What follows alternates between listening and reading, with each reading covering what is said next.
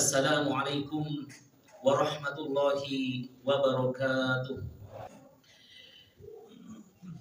Innal hamdalillahi nahmaduhu wa nasta'inu wa nastaghfiruh wa na'udzu billahi min shururi anfusina wa min sayyiati a'malina. May yahdihillahu fala mudilla lahu wa may yudlil fala hadiya lahu. Ashhadu an la ilaha illallah wahdahu la syarika lah wa ashhadu anna Muhammadan abduhu wa rasuluh. Allahumma salli ala Muhammad wa ala ali Muhammad. Faya ayyuhal hadirun, usikum wa nafsi bitaqwallah wa ta'atihi la'annakum turhamun. Wa qala Allah ta'ala fi kitabil karim, a'udzu billahi minasy syaithanir rajim. Bismillahirrahmanirrahim. Ya ayyuhalladzina amanu ittaqullaha haqqa tuqatih wa la tamutunna illa wa antum muslimun. Shadaqallahul azim. Amma ba'd. Hadirin sidang jamaah Jumat yang dimuliakan oleh Allah Subhanahu wa taala. Di antara bentuk manusia akan menemukan hakikat kebenaran dalam hidupnya dan akan menemukan kebahagiaan sejati manakala dia mengerti apa yang menjadi tugas dan apa yang menjadi tanggung jawabnya.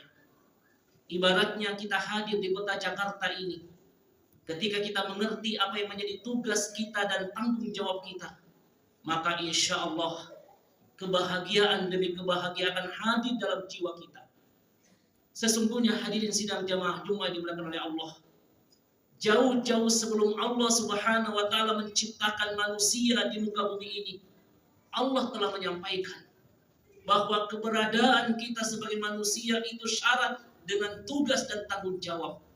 Dan inilah yang disampaikan oleh Allah Subhanahu wa taala yang pertama dalam surah Al-Dhariyat ayat 56 dan surah Al-Baqarah ayat 30, di mana Allah Subhanahu wa taala menyampaikan, "Wa ma khalaqtul jinna wal insa illa liya'budun." Firman Allah, hadirin, tidaklah aku ciptakan jin begitupun manusia illa liya'budun, kecuali untuk beribadah menyembah Allah. Jadi pertama kita itu sebagai Abdullah yang memiliki tugas untuk memperbaiki hubungan kita, ibadah kita kepada Allah. Tapi ternyata hadirin jamaah Jumat yang dimuliakan oleh Allah, tugas kita di muka bumi ini bukan hanya sekedar ibadah, bukan hanya sekedar sholat, zakat, puasa, dan haji.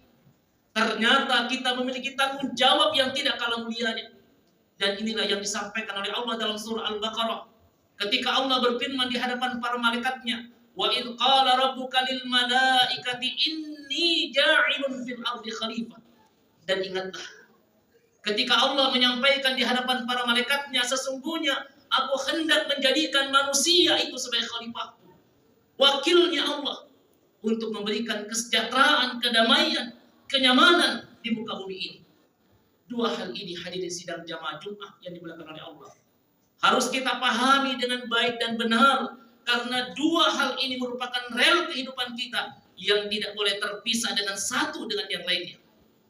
Karenanya hidup ini ternyata bukan hanya sekedar untuk hidup. Hidup ini adalah anugerah Allah yang kelak anugerah kehidupan ini harus kita pertanggungjawabkan.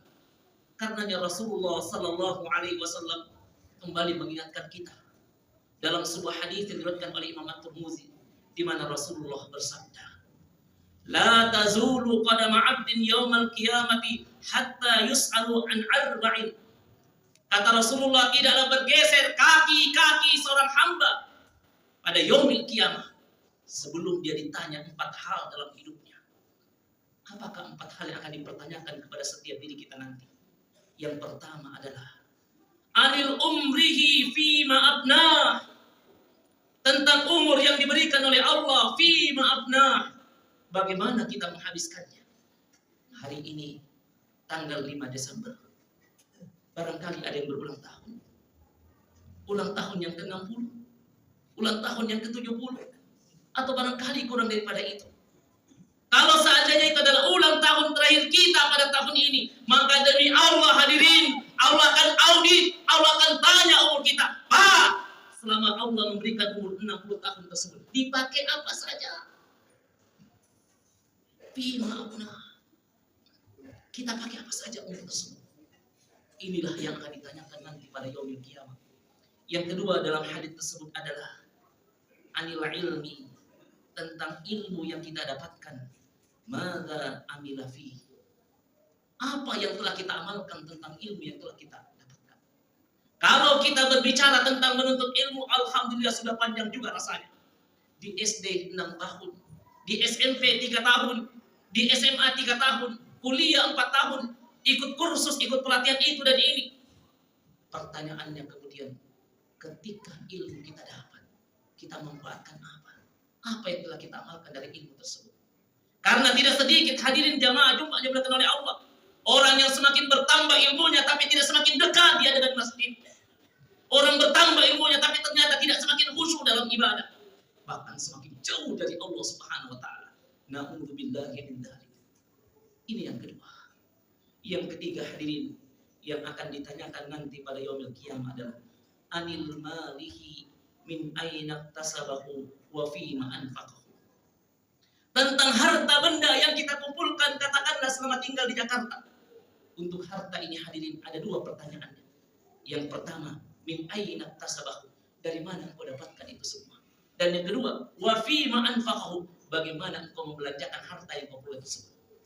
Kalau seandainya saja selama tinggal di Jatiwaringin Jakarta, di komplek Curug Indah, kita sempat membangun 1 unit rumah, maka demi Allah hadirin, 1 unit rumah tersebut nanti dia akan dihisab